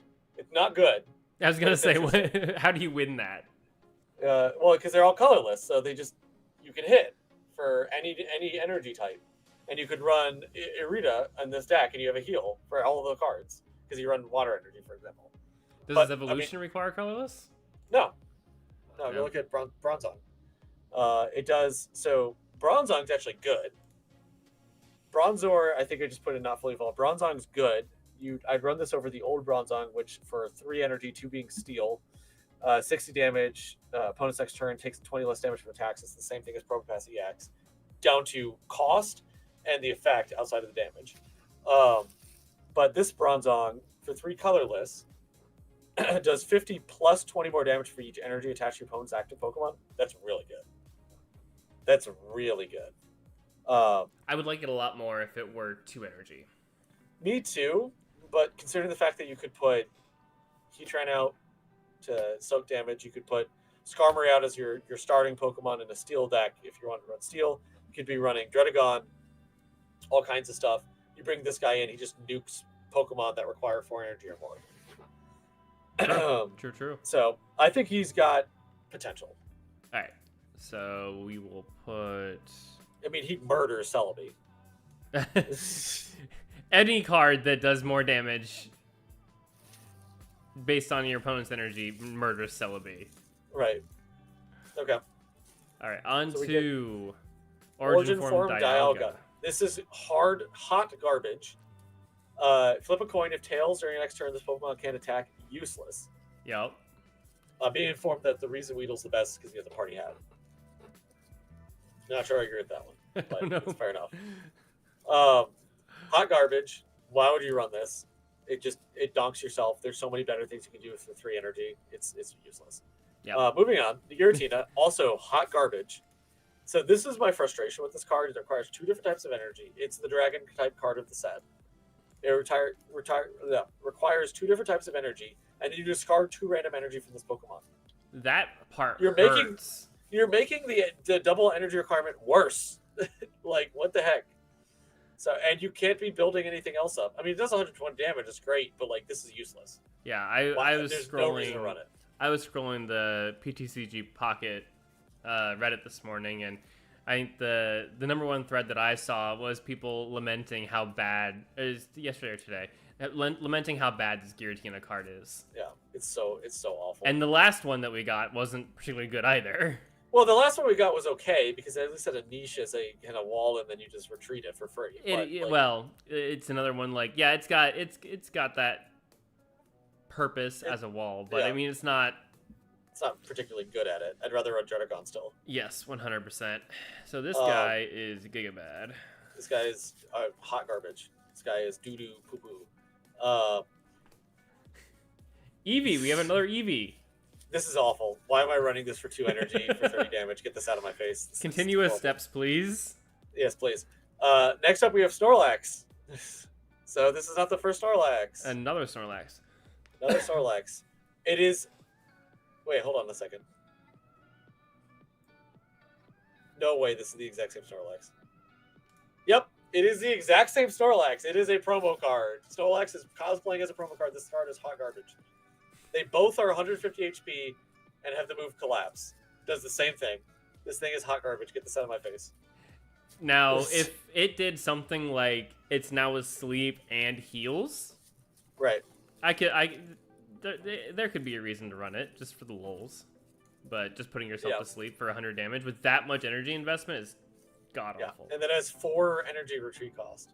Yeah, I mean wall, I guess, but there are better walls. Yes, Gira is Garbo. Yes, Dunkelwinter. It's so bad. Correct. Okay, next up is Noctowl. I think this one's niche. I think energy, this is colorless. Really nice. Yes, it gives you hand knowledge, which is really strong. Mm-hmm. Which allows you to say, I mean, it's basically free. I mean, what's it called? What's the hand scope thing? Hand scope. Mm-hmm. Dead, gone, buried in the backyard. This thing is basically a hand scope on legs with 50 damage. Which actually gives you a reason to run it. Because before, I mean, in a 20 card deck, where are you going to put the hand scope card? Right. Well, that was only in the 18 trainer Articuno builds that came out when Genetic Apex came out because there wasn't enough trainers. So, no, I think I think it's niche. I don't think it's particularly good. I think it might work in a stun build, but you're investing 2 energy in it. So, Yeah, no, I mean, I agree. I think you could run it in your Potpourri deck, for example, if you wanted to. Makes sense. Or, you're welcome. Or because it does attack on curve, I mean, and 50 damage, it's not nothing. So if you open up with it, and you don't have anything better for your particular deck. But yeah, to your point, I mean, I think it's another one of those cards that it looks splashable, but it's really not, because it just decreases the consistency of your win con. So next up we have Staravia. So there is an older Staravia, and I think that they both have two separate use cases. And frankly, I kind of like the old one better. I did. Oh. So Wing Attack for 2 colorless energy does 40 damage, and that's on curve, as opposed to 1 energy for 30 damage. Same HP, same retreat cost, all that stuff's the same. So the problem with Staraptor and Staravia is that you're evolving it, so you're naturally putting energy on it. In the case that you're running 2 berries, I can see why you'd want to run the new Staravia, because it's 1 energy, and that makes your Staraptor 1 energy too. And we'll get to that in a second. But I wouldn't rely on that, because that's a combo, and that requires 4 cards. So I kind of like just the ramp for the extra 10 energy damage. I think that's fine. Yeah, I mean, I agree. And you're still attacking on curve, so you don't have any dead turns. Right, exactly. So I think that this one I just put in not fully evolved.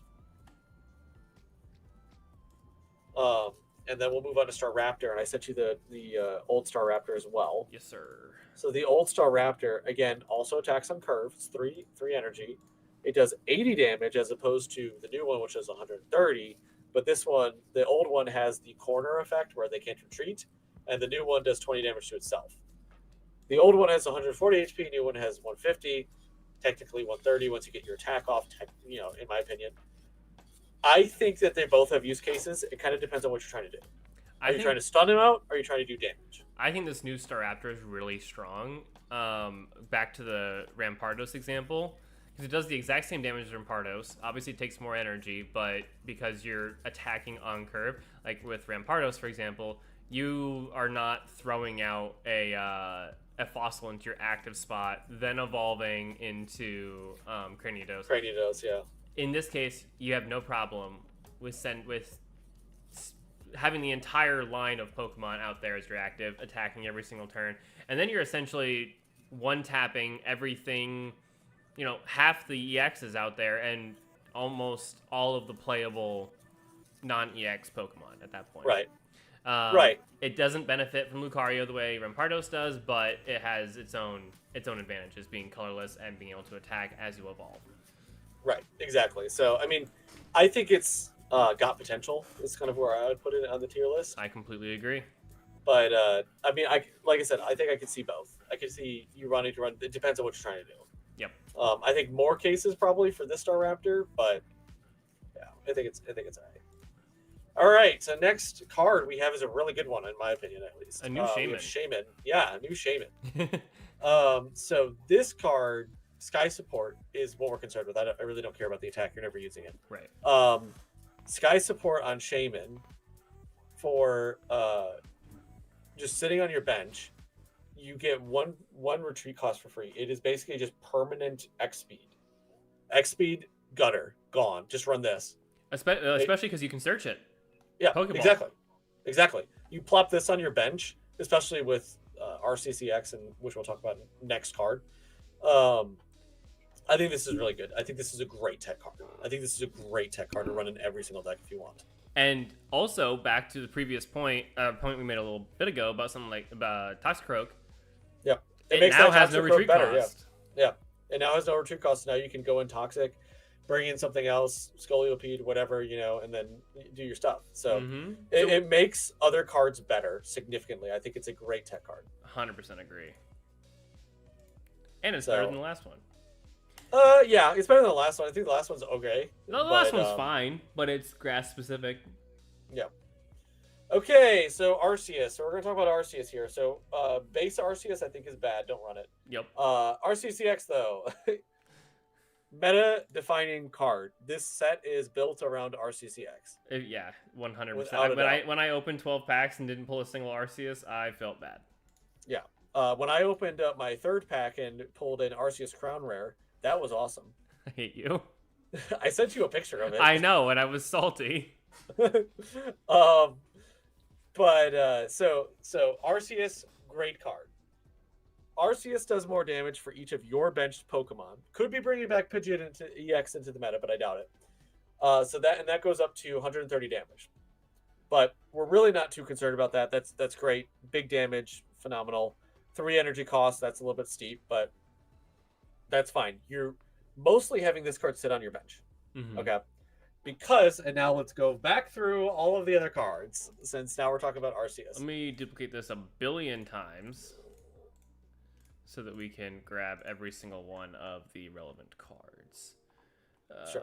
Carnivine. We have Heatran. Carnivine, Heatran. So as you're doing this, I'll explain the design philosophy behind these. Each one of these different cards. I'm being informed Bidoof is the god. That is correct. Actually, Bidoof can kill Arceus. No, it's Zigzagoon. Yeah, Zigzagoon. No Zigzagoon. I'm hardest hit. So each one of these different cards, there's one for each type. That's because these Pokemon act as the plates for Arceus's ability in game, where it changes type based on what plate it has. So, and that's why these all have different links specifically to RCCX. Are you ready? There's a lot of them. I think I'm almost ready. Okay. Explain the whole plate. Explain the whole plate thing. I just did. You just handed Arceus a plate in game, and it changes its type, and now the type of judgment is different as well. Oh, I missed it's attack. That. Yeah, no, you're good. I was focusing really hard. Okay, I've got them all now. Okay, so we're going to talk about Carnivine first. So Carnivine is a basic Pokemon. Power Link, if you have Arceus or RCX in play, attacks used by this Pokemon do 30 damage to your opponent's active Pokemon. It is Grass-type Skarmory, and Skarmory is a top-tier deck. Carnivine, I think I would put probably in meta-defining. This is your Grass aggro card. This is your aggro card specifically as well for Arceus decks. Yeah, no, I completely agree. Yep. So let's just toss that in meta defining because that is a good card. Done. That is an objectively good card. Next card we have is Heatran, Speed Link. This has 3 retreat costs, not when RCCX is in play. And the point of Heatran is you set it up over the course of 2 turns. If it has damage on it, which it will after turn 1, it does 80 damage. And then because it has Speed Link, you just take it out before it dies. Good card. I think it's a tech card. I don't think it's as good as Carnivine. Yeah, it's okay. But, I mean, so here's the thing with it. It has a low attack cost and 2 energy. Yeah. I wouldn't mind running it in a fire deck, but if I'm gonna run fire, I'd rather just run Moltres EX and beef up a Charizard or something, or an Infernape or something. Yeah, sure. You don't need Moltres for Infernape, but that's a good point though. Infernape has the same exact cost for 140 damage, but it's a stage 3. This is a basic. This is also true.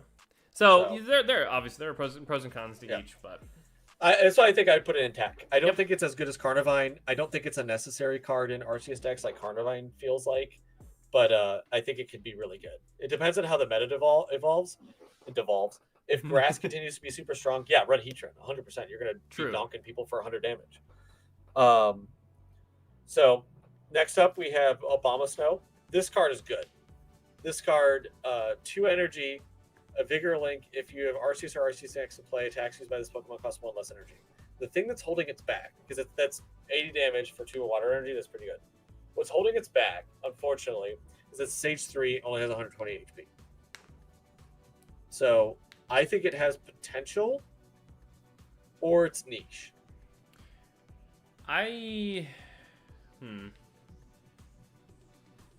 See, the only reason I don't like this is water is the type with the best ramp in the game. Yes. So having a cheap attack, like so this essentially turns it into a 2-cost attack. Yep. For water, really isn't that much of a benefit when it's got as much ramp as it does, unless you are used to failing your Misties, then go for it.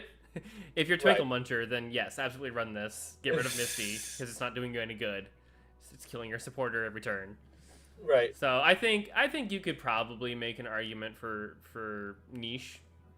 I think let's toss in a niche. Okay.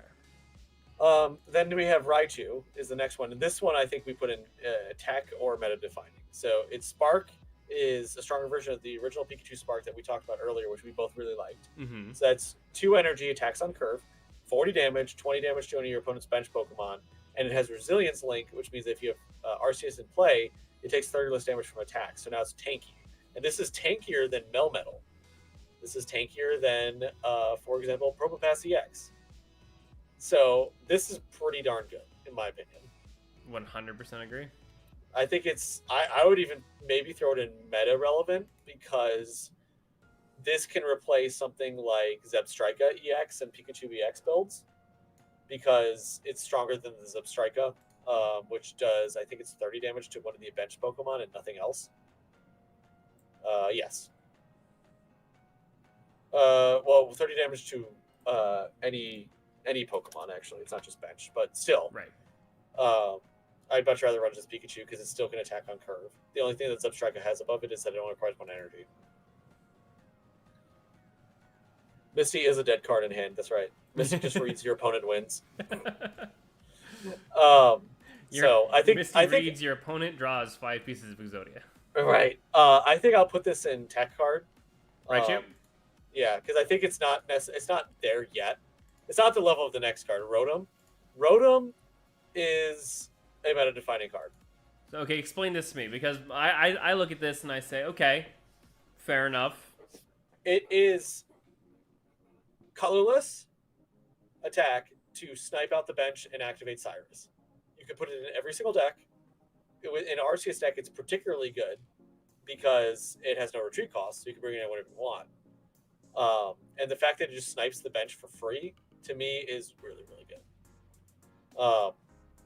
I think it's really strong, but I would still consider that to be more of a tech card. Okay, I can do a tech card. That's fine. Okay, because you're using it specifically to achieve. You're using it to achieve one specific thing. It's not your win con. It's not. You're not. Sure. It's not defining your entire deck. To your point, you can splash it in any Arceus build, or even if you can splash it almost in any deck. Yeah, any deck because it's colorless. Yeah. Yeah. Again, it's not your win con. It is setting up Cyrus. To your point. That's fine. Next up, we have Tyranitar. 4 energy, 130 damage. With Arceus, you're doing plus 30. That's 160. However, this thing is never attacking on curve. Larvitar costs 2. Pupitar costs 3. Tyranitar costs 4. This thing is bad, in my opinion. This is so dirty. This is very bad, and I'm sad because I love Tyranitar, because I love the I can't think of the name of the There is I don't know. Are you talking about the 2003 one with Celebi and Pokemon Forever? Yes. Yeah. Love that movie. So with this card, here's the problem. Why am I not running Machamp EX? It's less conditional, does 3 energy for 120 damage. Why am I not running Golem from Mythical Island, which has Brock as a supporter card, so it actually is able to attack on curve. And it also has 4 energy, but it has Guard Press, 120 damage, and it takes 30 less damage from attacks. There's no reason to run Tyranitar. It's entirely reliant on RCCX, which makes it tied to RCCX, and it never attacks on curve. It's not a good card. Right, and so again, I'm gonna keep bringing it up.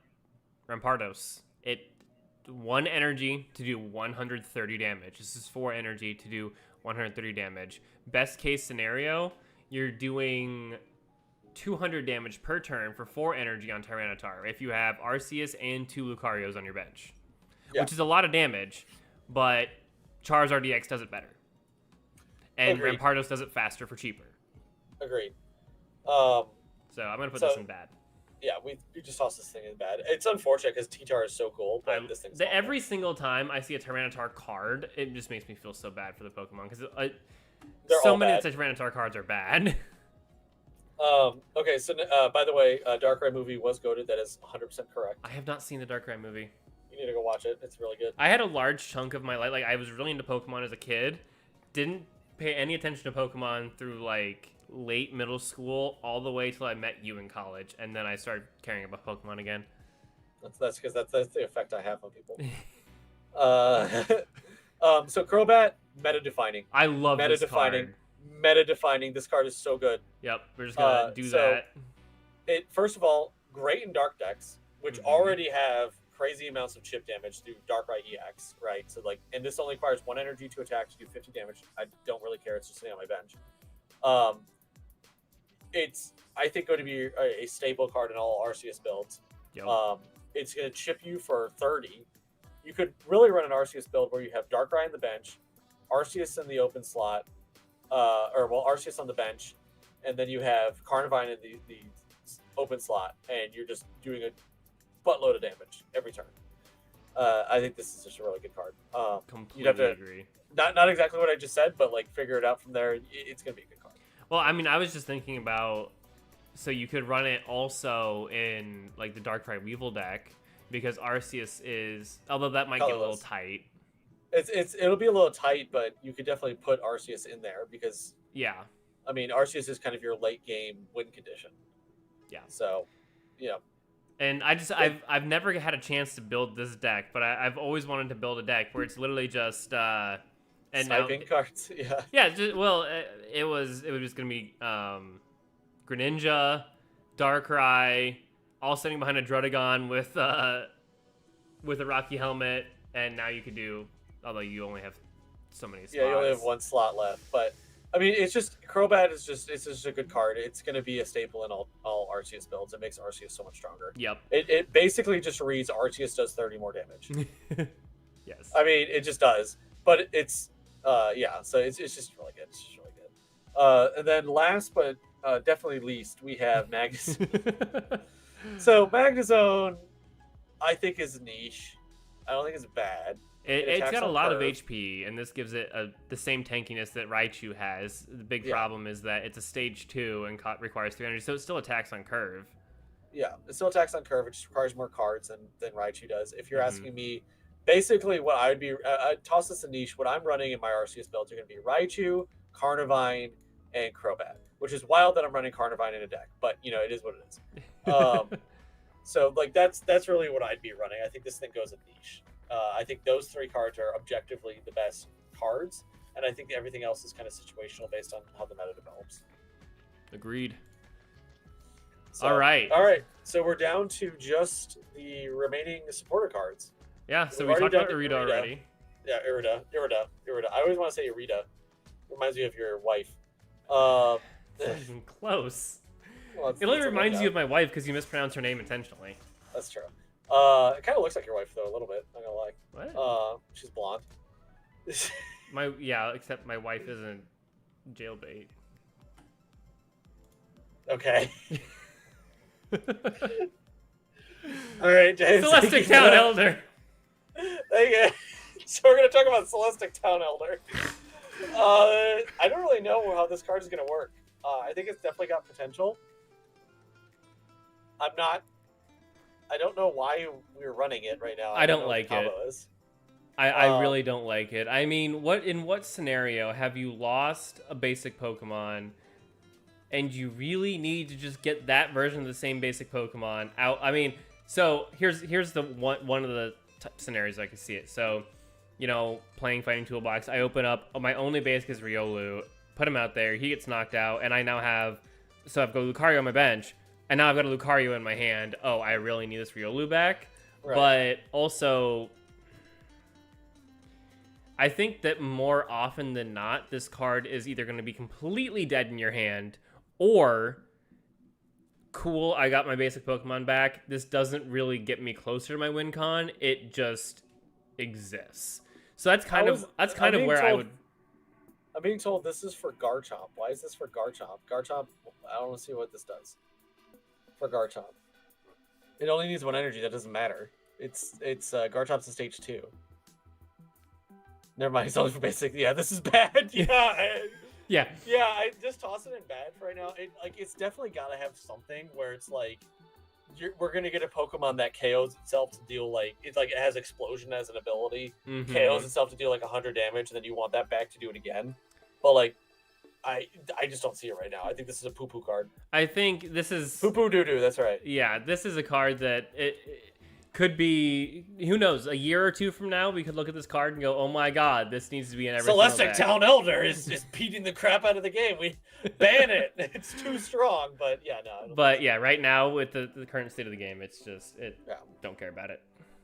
Next up, we have Barry. This is bad. Yup. Snorlax is an awful card. You shouldn't be running it. Staraptor, there's no point because it attacks on curve.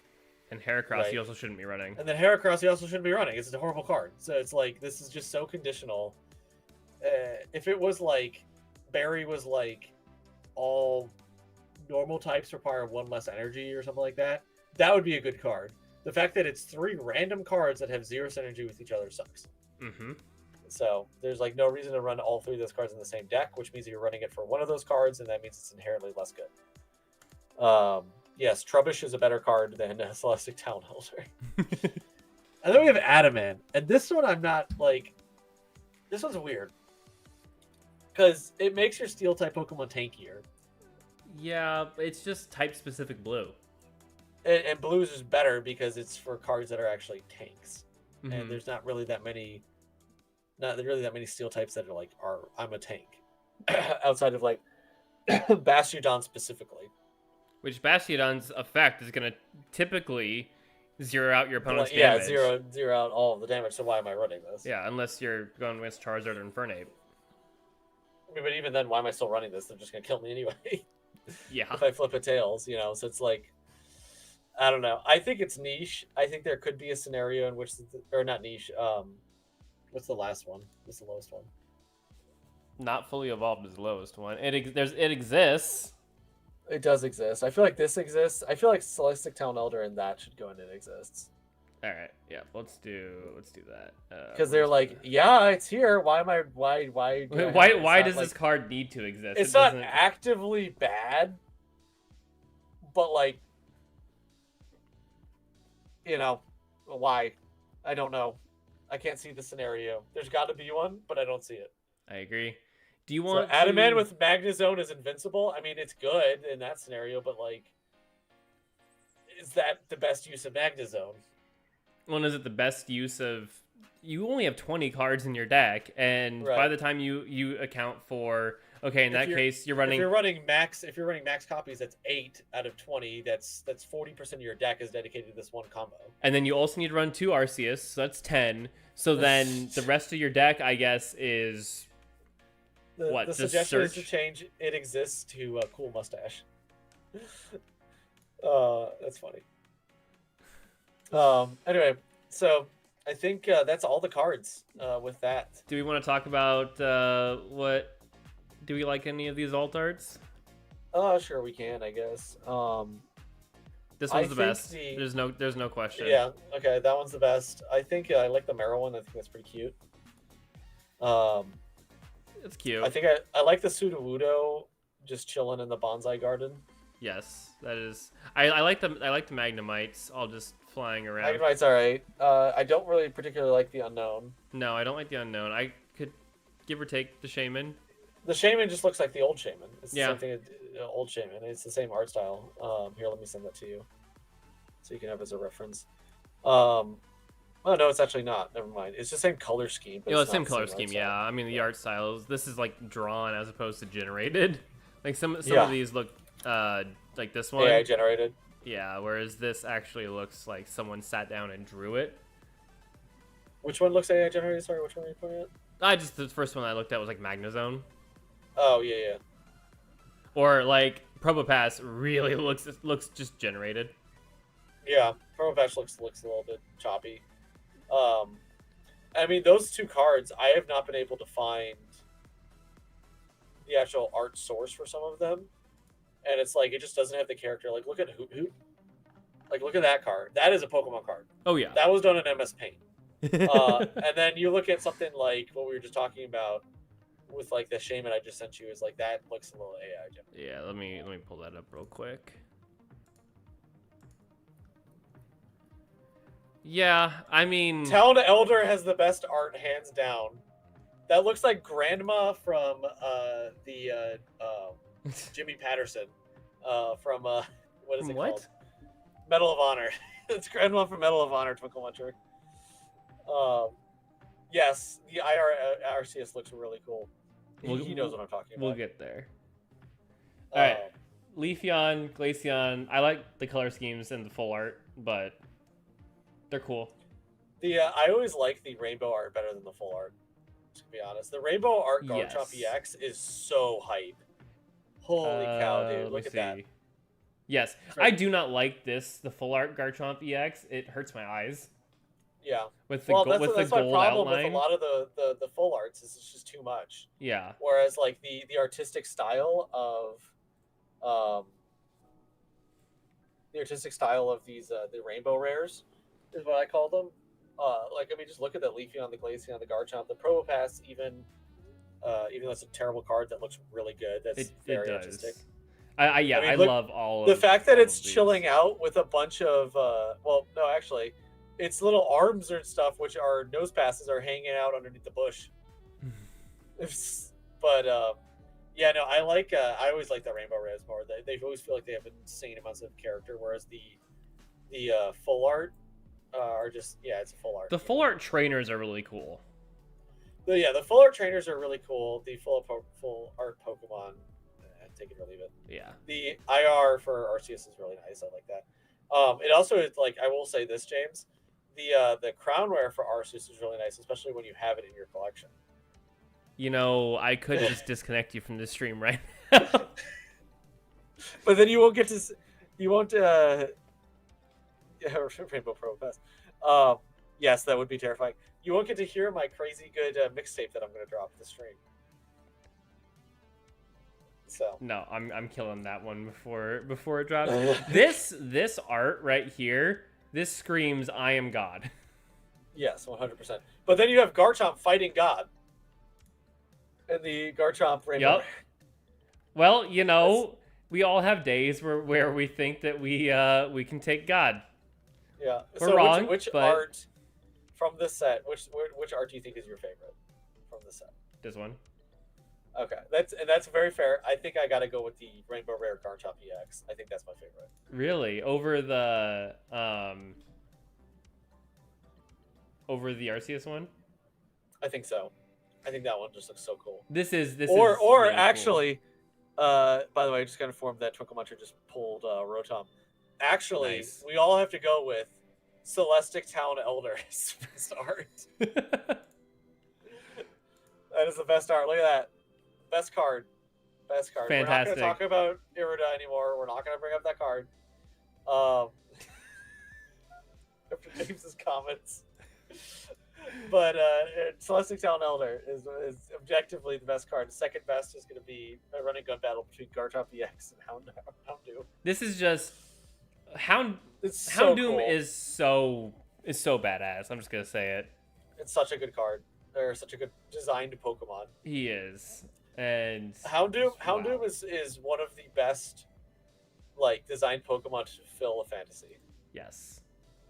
Finding God, where's Bidoof? I don't see him. Good point. All right. So anyway, so here's our final tier list. Yep. Screenshot it. Yell at us when it's wrong in 2 weeks. It's just like we forgot Magnezone. Yeah. I mean, you're not gonna have 100% hits, but I mean, I think these cards that we've highlighted are going to be pretty strong. And Tyranitar is done dirty yet again. Yeah, one of these days Tyranitar will get a good card in the TCG. So, anyway, with that, oh yeah, Rainbow Art Darkrai is amazing. It's such a rare. I mean, most of the rainbow arts are really fun. The rainbow arts are great. I love them. I just pulled the is it a rainbow art? The Mewtwo. Did I send you? No, you sent me an IR Mewtwo. IR. Okay, yeah. Yeah. Well, pull up this real quick. I'll send you a link. Oh yeah. Okay. This is fantastic. This is really good.